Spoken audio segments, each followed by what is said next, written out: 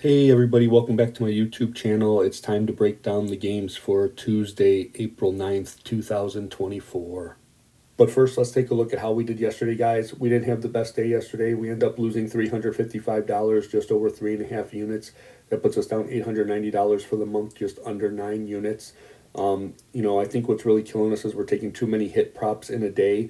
We need to limit it to maybe just one. So you're going to notice today I took a lot less players to get a hit. We're going to limit it to just one prop for right now till we get back in the black, and then we can take a look at doing more. So we're going to try to limit some losses here and start to turn this tide around. The first two games to look at are the Detroit Tigers at the Pittsburgh Pirates and the Baltimore Orioles at the Boston Red Sox. First, in the Detroit-Pittsburgh game, it's Casey Mize against Martin Perez. Mize looked okay in his first start out against the Mets. He went 4 1/3 innings, giving up 3 runs. But Martin Perez has really pitched well so far this year, only 3 runs allowed in 11 innings. Detroit averages 3.1 runs per game, but against lefties, they average 2.2 runs per game, and they have a 193 batting average against lefties. However, the Detroit bullpen ERA is at 1.27, so if it's a close game, Detroit's bullpen can keep them in it, and maybe Detroit can even come back on the Pirates. So I think it's best to just stick with the first five on this one and take the Pirates' first five at minus 125. And then in the Baltimore-Boston game, it's Corbin Burnes against Brian Bayo, both of the team's aces. Burnes looked pretty good this year, 11 2/3, only 3 runs. His last outing, he wasn't that sharp, but that was that rain-delayed game against Kansas City that was in a 5-hour rain delay before it started. He ended up giving up 9 hits, 2 runs, and only 3 strikeouts in that game. Also, when he was with Milwaukee, he did face Boston last year. Boston won 12-5. He went 5 innings, giving up 3 runs, 2 of which were earned. Bayo, on the other hand, he's gone exactly 5 innings in both of his starts, giving up 6 runs combined. Boston is 2-0 in his starts. He did face Baltimore last year. Boston won 7-3. Bayo went 5 innings, giving up 3 runs. Baltimore averages a half a run more a game. However, against righties, they actually average one more run than they do against lefties. Both bullpens have pitched really well, so I'm going to take the Orioles in this game at minus 130. The next two games to look at are the Chicago White Sox at the Cleveland Guardians and the Milwaukee Brewers at the Cincinnati Reds. First, in the White Sox-Cleveland game, it's Mike Soroka on the mound against Logan Allen. Soroka hasn't exactly pitched bad this year, 11 innings and 6 runs. He's been okay. He actually did face Cleveland last year in his few starts that he had. Atlanta ended up winning 8-1. Soroka went 4 2/3 innings, giving up 0 runs. Logan Allen, he's pitched really good this year. He's gone 11 2/3 innings, only given up 3 runs so far. Last year, he did face the White Sox twice. The Guardians went 1-2 in those games. He pitched 18 innings, giving up 10 runs. But look, the bullpen ERA so far this year, the White Sox have a 4.88 to Cleveland's 1.30. The White Sox average under 2 runs a game, and they average even less against lefties. Without Robert Jr. and Eloy Jimenez in the lineup, they really do not look good at all. I think it's easy to fade the White Sox most of the year, even though they're going to be high minuses for their opponents, just because the White Sox, I think, will be the worst team in baseball this year.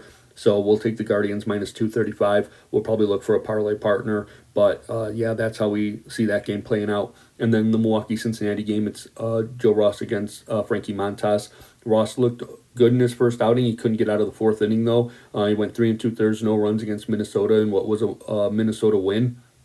And then Montas, he's gone 11 2/3 innings so far this year, only giving up 1 run. The Reds have won both games. Both teams average about 5.3 runs per game. Both bullpen ERAs are exactly 4.73. So I think it's best to this one just stay away. Both teams are very similar this year. I would probably lean Reds just on the fact that they probably have the better pitcher, maybe even Reds first five, but I think it's best to just stay away from this game and go on to the next one. The next two games to look at are the Miami Marlins at the New York Yankees and the Seattle Mariners at the Toronto Blue Jays. In the Miami-New York game, it's Puck against Rodon. Puck has not looked good this year. He's pitched 6 innings, giving up 8 runs, 6 of which were earned. He's also walking 9 in those 6 innings. Rodon's looked okay. He's gone 9 2/3 innings in his 2 starts, giving up 3 runs. Minnesota is averaged 4 runs per game. The Yankees average 5 runs a game, but against lefties, which both Rodon and Puck are both lefties, Miami only averages 2 runs a game, and the Yankees average 4.5.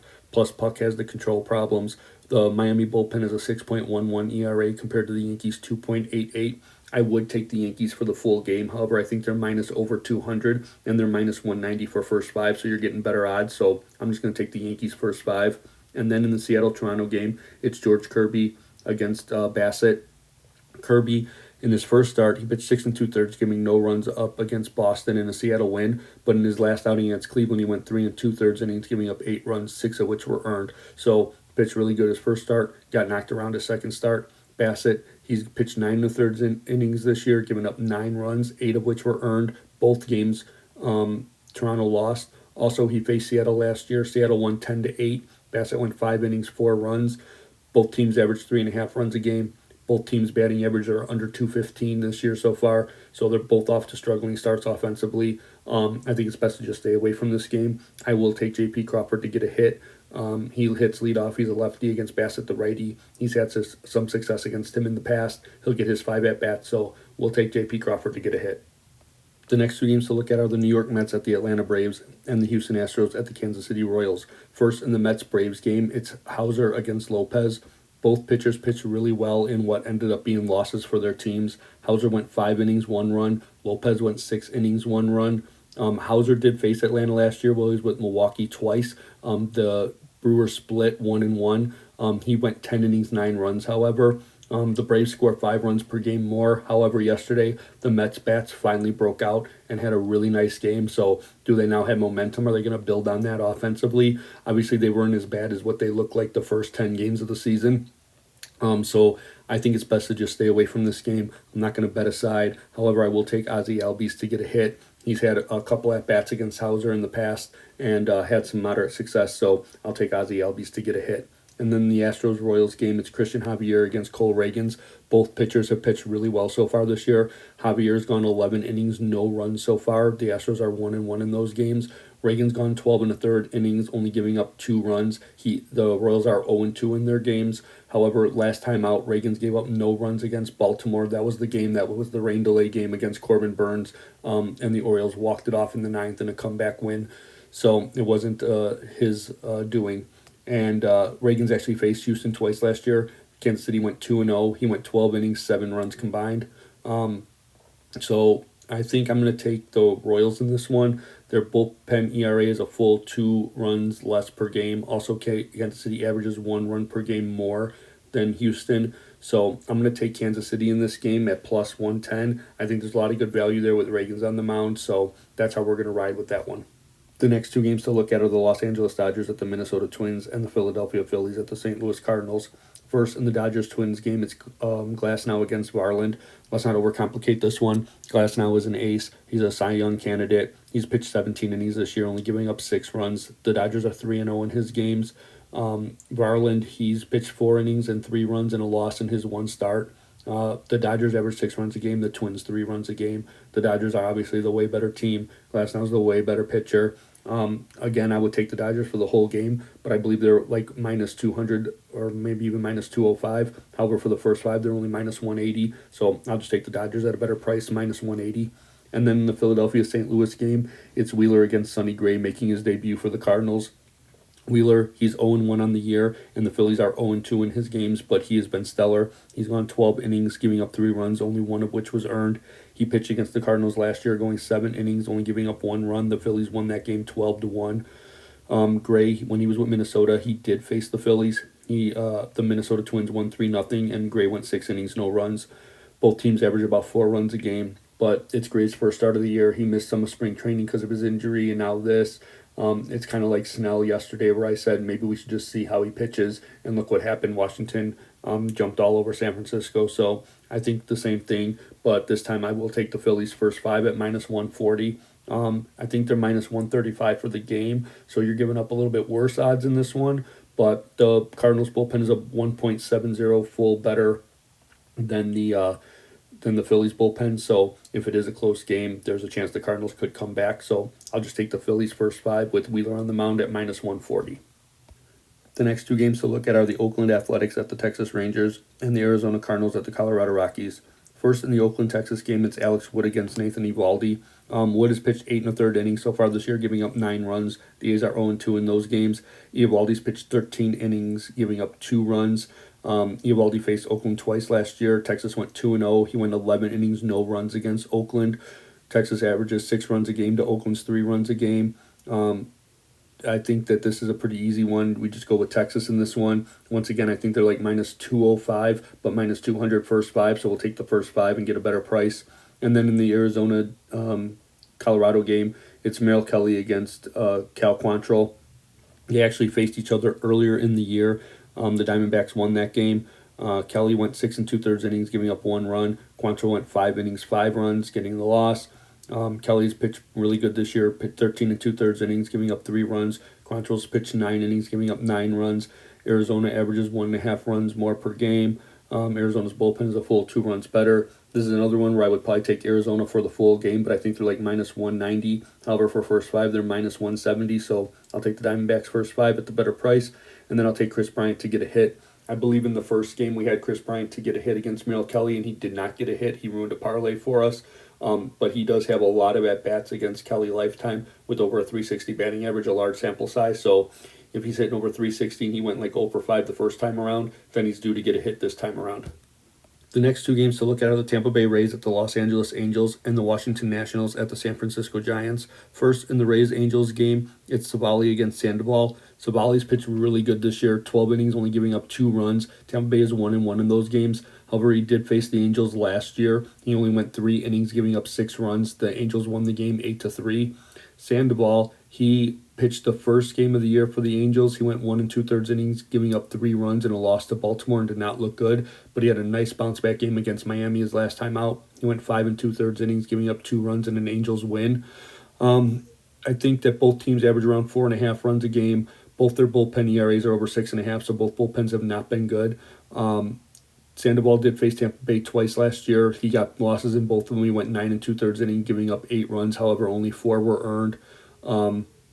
I think in this one, I'll take the Angels at plus 105. I do think it's really close, but I'm going to take the plus money in this one. The Angels won yesterday. They jumped all over Tampa Bay, holding Tampa Bay scoreless. So I think it's best to just take the Angels in this one at the plus and see if you can catch one at plus money. And then in the other game, it's the Nationals and the Giants. It's Josiah Gray against Kyle Harrison. Gray has not looked good this year. He's gone 8 1/3 innings, giving up 13 runs. The Nationals are 0-2 in his games. However, he did face San Francisco twice last year. He won both games. He's gone 14 innings and only 3 runs allowed. Harrison, he's looked okay this year. He's pitched 11 innings, giving up 6 runs. He pitched good against the Padres, okay against the Dodgers. The Giants are 1-1 in his games. Both teams average 4 runs a game, but Washington actually averages 1 run less against lefties. However, the bullpen ERAs, Washington's bullpen ERA is 3.35 to San Francisco's 6.10. So if Josiah Gray can keep them close, there's a good chance Washington can maybe come back later on when they get the lefty out of there. So I'm going to take the Nationals at plus money in this one, plus 152. They beat Snell pretty good yesterday. Obviously, it was Snell's first time out. He's probably a little rusty, but I think we're going to take the Washington Nationals to win a second one. And then we'll take Lamont Wade Jr. to get a hit at minus 169. He's a lefty against the righty Gray. He'll get his at-bats. He's been off to an okay start this year, so we'll take Wade to get a hit. The last game of the day is the San Diego Padres at the Chicago Cubs. The Cubs are going to go with a bullpen game. Ben Brown's going to be the opener. And then the Padres are going to go with Joe Musgrove. He's not looked great this year, although his last outing was his best outing of the year. He's gone 14 1/3 innings, giving up 10 runs. The Padres are 2-1 in games that he started because of that Korea game where they scored 15 runs and won 15-11 against the Dodgers. The Cubs do average 1.5 runs per game more, though. I think this game is really close. The Cubs blew the game yesterday. They were up 8-0, and they end up losing 9-8. I think it's best to just stay away from this one. I'm not really sure who's going to win this one. I would probably lean Padres, but I think it's best to just stay away. I will take Ian Happ to get a hit. He's 3 for 10 lifetime against Musgrove. He's going to hit leadoff, so he's going to get his at-bats. He's been off to a really good start this year, so we'll take Ian Happ to get a hit. Okay, that does it for today, guys. Please leave a comment. Let me know what you think of the analysis, if you're tailing me or fading me. Obviously, if you're tailing me, we're down a little bit for the year, but it's nothing. We're going to switch some things up, take a few less hit parlays, try to get back into this thing. Still early in the month, so a lot of runway to go. And then if you click on the like and subscribe button, it's going to go a long way as I try to launch this channel. There's a lot of things I want to do, but it starts with getting the likes and the subscription so that we can do them. And then if you click on the notification bell, you'll get notified when I post my videos so you can be more informed before you place your bets, regardless of whether you agree or disagree with my analysis. At least you'll have more information before you place your bets. And then last, if you follow me on X, formerly Twitter, and Instagram at Sportsbook Whisper, no vowels in Sportsbook, that's where I post my final plays. Obviously, I've talked about the plays in this video. They're all my leans, things I'm monitoring throughout the day, but I want to see what lineups are posted, things like that. If there's any injuries, like Jonathan India was a late scratch yesterday right before the game started in that Reds-Brewers game, so you never know what can happen. He got hurt in batting practice, so anything can happen. But anyways, yeah, make sure that you click that like and subscribe button because it helps me out a lot. And let's get a big win today. Let's cut our deficit in half, and I will see you all tomorrow.